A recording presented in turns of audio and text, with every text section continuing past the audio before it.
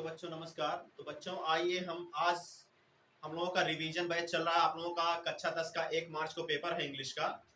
तो चलिए आज हम सभी लोग समझ लेते हैं, एक्टिव पैसिव का रिवीजन कर लेते हैं, शॉर्टकट में रिवीजन कर लेते हैं। तो आइए चलिए हम देखते हैं। तो देखिए, हमने यहाँ लिख दिया एक्टिव से पैसिव में बदलने के नियम, मतलब एक्टिव से पैसिव में कैसे बदला जाता है। तो आप जानते हैं कुल 8 टेंस की पैसिव वॉइस बनती है, 4 टेंस की पैसिव वॉइस नहीं बनती है, ये आपको पता ही होगा। कुल 8 टेंस की पैसिव वॉइस बनती है, 4 टेंस की पैसिव वॉइस नहीं बनती है।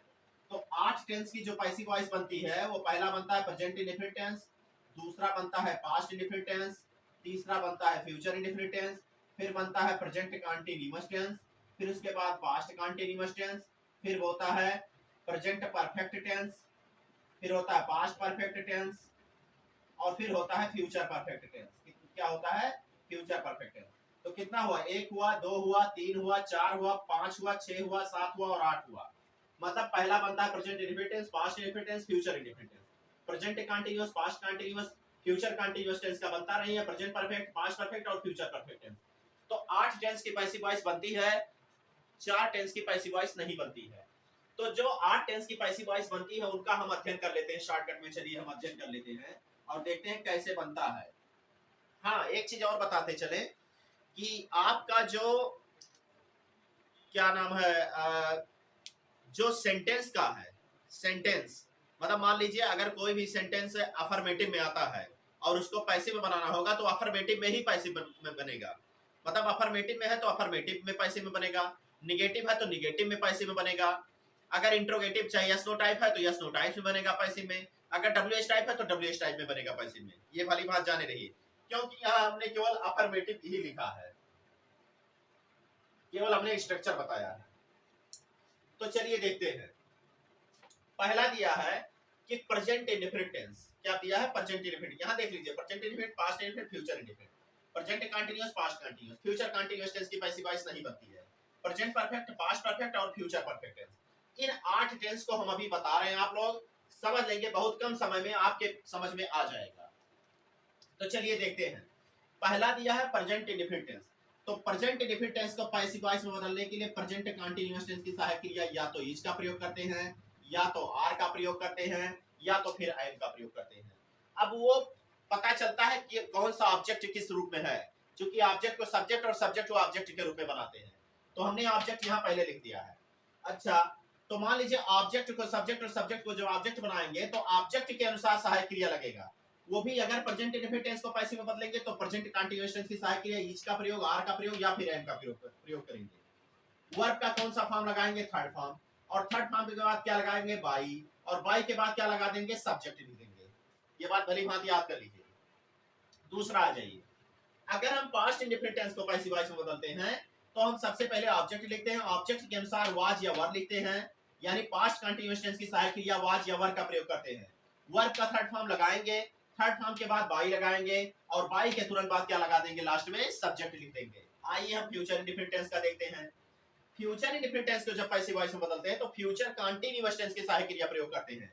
तो फ्यूचर कंटीन्यूअस टेंस की सहायक क्रिया या तो विल भी होता है या तो शैल भी होता है। तो सबसे पहले ऑब्जेक्ट लिखेंगे, फिर विल भी या शैल भी लगाएंगे इसके अनुसार, ऑब्जेक्ट के अनुसार, फिर वर्ब का थर्ड फॉर्म के बाद बाई लगाएंगे और बाई के बाद क्या लिख देंगे? सब्जेक्ट लिख देंगे। आ जाते हैं प्रेजेंट कंटीन्यूअस टेंस का। हम अगर प्रेजेंट कंटीन्यूअस टेंस को पैसिव वॉइस में बदलते हैं तो प्रेजेंट कंटीन्यूअस टेंस की ही सहायक क्रिया रहती है, मतलब इज आर एम ही रहता है, उसी के साथ बीइंग लगा देते हैं। क्या लगा देते हैं? बीइंग। जैसे इज आर एम लगता है तो इज बीइंग, आर बीइंग या फिर एम बीइंग का प्रयोग करेंगे। तो सबसे पहले ऑब्जेक्ट लिखेंगे, फिर इज बीइंग, आर बीइंग या फिर एम बीइंग लगाएंगे, फिर वर्ब का थर्ड फॉर्म के बाद क्या लगाएंगे? बाई, और बाई के बाद क्या लिख देंगे? सब्जेक्ट लिख देंगे।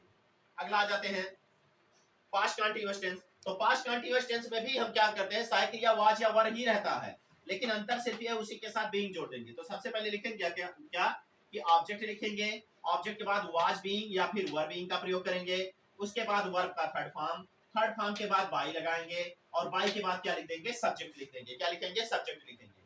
अगला आ जाते हैं प्रेजेंट परफेक्ट टेंस। तो याद रखिएगा, जब हम प्रेजेंट परफेक्ट टेंस को पैसिव वॉइस में बदलते हैं तो प्रेजेंट परफेक्ट कंटीन्यूअस टेंस की सहायक क्रिया इस्तेमाल करते हैं।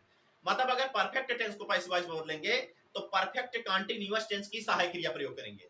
अगर वो प्रेजेंट में रहेगा तो प्रेजेंट परफेक्ट कंटीन्यूअस टेंस की सहायक क्रिया, पास्ट में रहेगा तो पास्ट परफेक्ट कंटीन्यूअस टेंस की सहायक क्रिया, और फ्यूचर टेंस परफेक्ट अगर रहेगा तो फ्यूचर परफेक्ट टेंस की सहायक क्रिया, फ्यूचर परफेक्ट कंटीन्यूअस टेंस की सहायक क्रिया। तो देखिए प्रेजेंट परफेक्ट टेंस को जब पैसिव वॉइस में बदलेंगे तो सबसे पहले ऑब्जेक्ट लिखेंगे, फिर हैज बीन या हैव बीन लगाएंगे, उसके बाद क्या लगाएंगे वर्ब का थर्ड फॉर्म, थर्ड फॉर्म के बाद क्या लगाएंगे बाई, और बाई के बाद क्या लिख देंगे सब्जेक्ट लिखेंगे, क्या लिखेंगे सब्जेक्ट। फिर देखिए पास्ट परफेक्ट टेंस को जब पैसिव वॉइस में बदलेंगे तो सबसे पहले ऑब्जेक्ट लिखेंगे, उसके बाद क्या लिखेंगे हैड बीन, फिर क्या वर्ब का थर्ड फॉर्म, थर्ड फॉर्म के बाद क्या लगाएंगे बाई, और बाई के बाद क्या लगा देंगे सब्जेक्ट। अगर फ्यूचर परफेक्ट टेंस को पैसिव वॉइस में बदलेंगे तो हम सबसे पहले ऑब्जेक्ट लिखेंगे, फिर क्या लिखेंगे विल बी या शैल बी, सॉरी ऑब्जेक्ट लिखेंगे, उसके बाद विल हैव बीन या शैल हैव बीन लगाएंगे, ये फ्यूचर परफेक्ट कंटीन्यूअस टेंस की सहायक क्रिया है। तो सबसे पहले ऑब्जेक्ट लिखेंगे, फिर विल हैव बीन या शैल हैव बीन लिखेंगे, फिर वर्ब का थर्ड फॉर्म, थर्ड फॉर्म के बाद बाई, और बाई के बाद क्या लगा देंगे सब्जेक्ट लिख देंगे। आप यहाँ एक चीज कॉमन देख रहे हैं कि केवल सहायक क्रिया ही परिवर्तित हुई है, वर्ब का फॉर्म और प्रीपोजिशन वही है, सेम टू सेम है, ठीक, यानी वर्ब का थर्ड फॉर्म और प्रीपोजिशन ये बदलते रहेंगे, बाकी क्या होगा, सॉरी ये कॉमन रहेंगे, वर्ब का थर्ड फॉर्म और जो प्रीपोजिशन बाई लगता है ये सामान्यतः क्या होगा लगभग लगभग सब में लगेगा, बाकी बदलेगा क्या टेंस के अनुसार, यही सहायक क्रिया हमारी बदलती चली जाएगी। तो एक बार फिर हम देख लेते हैं प्रेजेंट इंडेफिनिट टेंस को पैसिव में बदलने के लिए is are am, past indefinite tense में was were, future indefinite tense में will be shall be, present continuous tense में is being are being am being, past continuous tense में was being were being, future continuous tense की passive voice बनती नहीं है, present perfect tense को has been have been, past perfect tense को had been, और future perfect tense को हम क्या लगाएंगे विल हैव बीन या शैल हैव बीन का प्रयोग करेंगे। तो आप अच्छे से पढ़िए, एक चीज याद रखिएगा, हमारी एक ही बात याद रखिएगा कि जिंदगी में असली उड़ान अभी बाकी है, हमारे इरादों का इम्तिहान अभी बाकी है, अभी तो नापी है मुट्ठी भर जमी, अभी तो सारा आसमान बाकी है। तो ये बात याद रखिएगा कि अगर आप मेहनत करेंगे और मेहनत करते रहेंगे, तत्परता से कार्य करते रहेंगे, तो निश्चित रूप से आपको सफलता जरूर मिलेगी। तो आप मेहनत करिए, और जब पॉजिटिव वे में आप मेहनत करते रहिए, अगर आप पॉजिटिविटी को लेकर के मेहनत करते रहेंगे तो निश्चित रूप से आपको सफलता जरूर मिलेगी। तो आप मेहनत करते रहिए, अच्छे से पढ़िए, और आपको बहुत अच्छी तरह से समझ में भी आएगा, और बढ़िया से पढ़िए, मस्त रहिए, चुस्त रहिए, दुरुस्त रहिए, और वीडियो को लाइक कीजिए, शेयर कीजिए, और चैनल को जरूर सब्सक्राइब कीजिए। धन्यवाद।